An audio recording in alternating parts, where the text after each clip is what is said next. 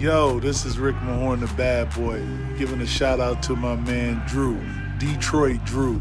Make sure you tune in on his YouTube channel, Detroit Drew. Bad boy.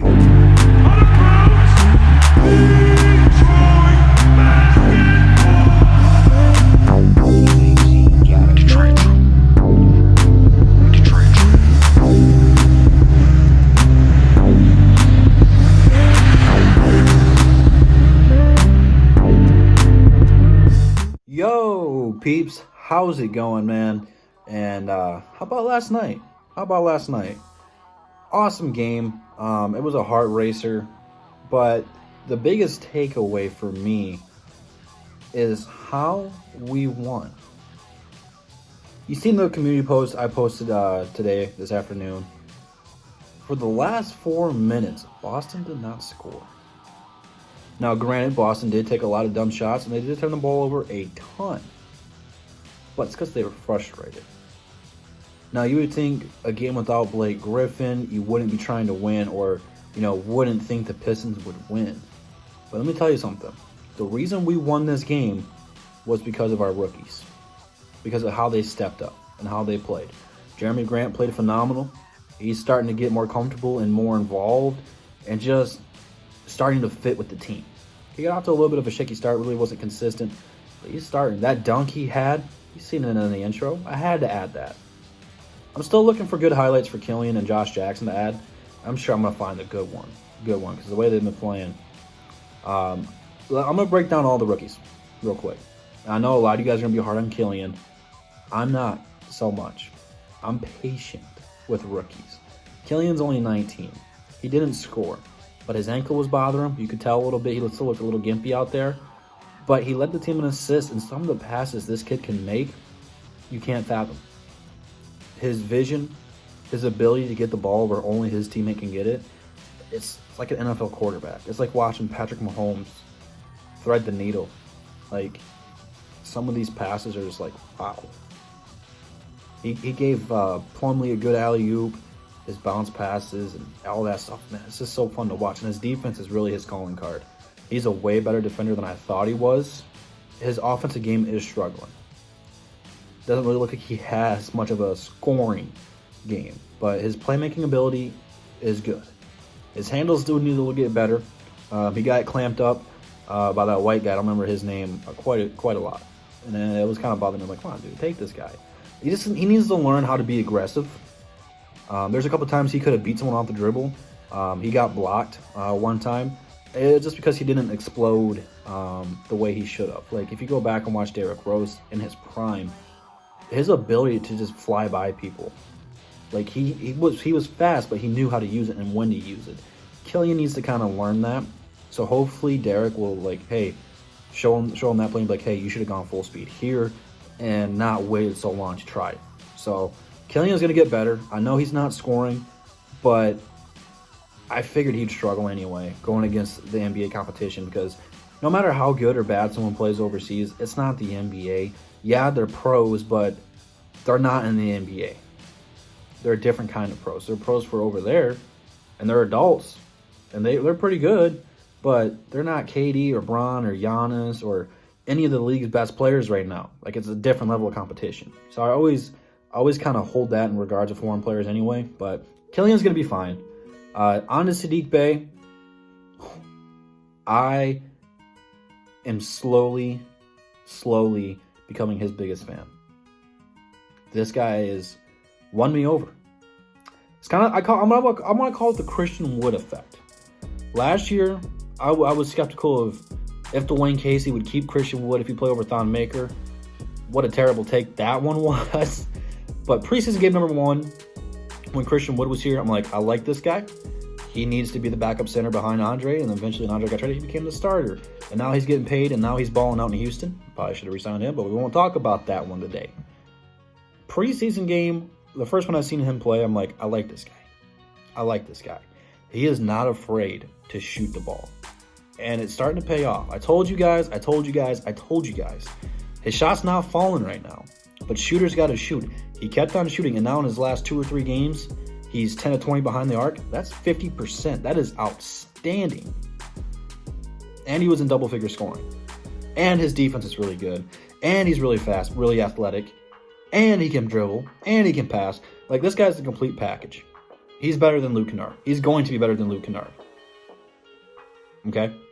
Just so all the Luke Kennard fans out there know, Saddiq Bey is going to be better than Luke Kennard. He has a higher ceiling than Luke Kennard, and he's healthy, and he plays defense. Saddiq Bey is the real deal.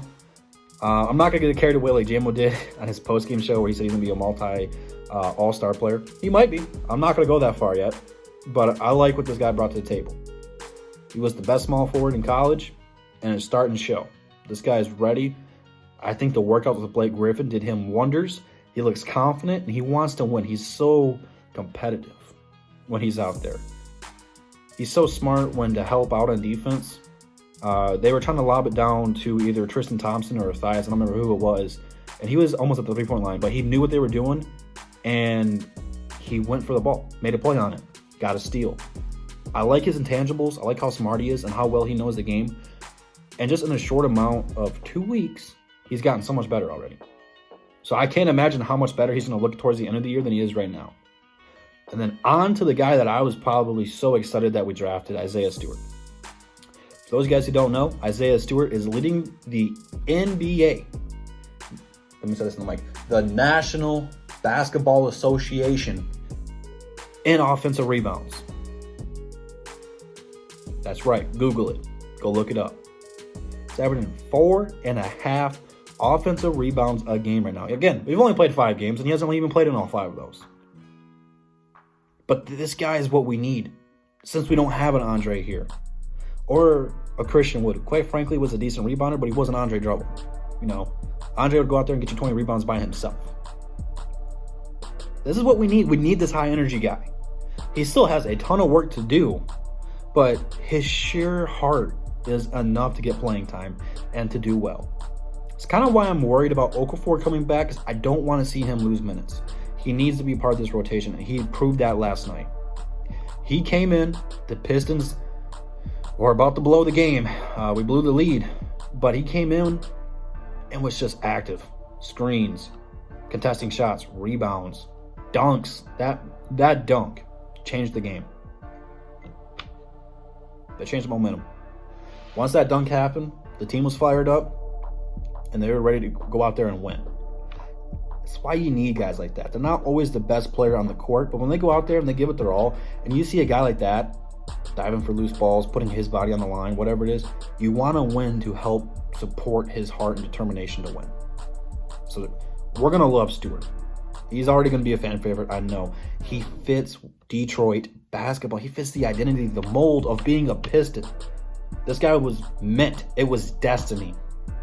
The basketball gods, when they started the National Basketball League, have it written in ancient text that Isaiah Stewart will go to the Detroit Pistons and help them. That's what he is, man. He's a Detroit Piston. I love it. All 3 of those guys, that's our core, that's our future, and they help won us the game last night. And there was opportunities where I was like, we don't deserve to win. We're doing a lot of turnovers. We're shooting a lot of bad threes, but when it all mattered, the guys stepped up. They all stepped up, and they did what they needed to do. May have not have been pretty. I know, like I said, a lot of guys are going to be hard on Killian, but when it mattered, he got a stop. He got an assist. He did what he needed to do to win. He's going to get better. They're all going to get better. But because Dwayne Casey played the rookies, we won. I'm really, really nervous when Blake is cleared from concussion protocol and he's back out there, that it's not going to be the same case. Our offense looks so much better. Look at the start we got out to. We were blowing the brakes off of Boston.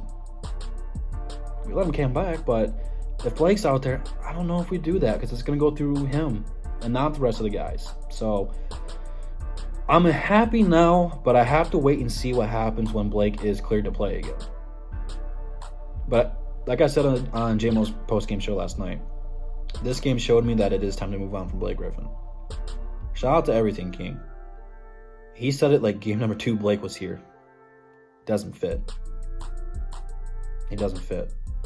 I love Blake. I appreciate everything he's done for us. But it's time. Hopefully he goes to a team that's going to go to the finals, and hopefully he can get a ring and solidify his Hall of Fame career. But for right now, with what we're doing and trying to accomplish and build here, Blake's not a fit. So it's time. It's time. I talked about a lot. Maybe I should have gone live for this one, but I'm tired. I have not slept well at all. So drop your thoughts down below in the comments, man. Let me know what you guys think about the rookies. Do you guys think it's time for Blake Griffin to get out of here? I'm fine with keeping Derrick Rose because he's a mentor to Killian. But if Blake goes, he's probably gone too. So let me know what you guys think about everything. What do you guys want to see from the Pistons moving forward? Leave it all down below. Whatever else you guys want to add down there, I'll look at it. Instagram, Twitter, DSA members, DSA channels, all in the description. Check it all out. And I'll see you guys in the next one. And that's the bottom line. Because Detroit Drew said so. Peace.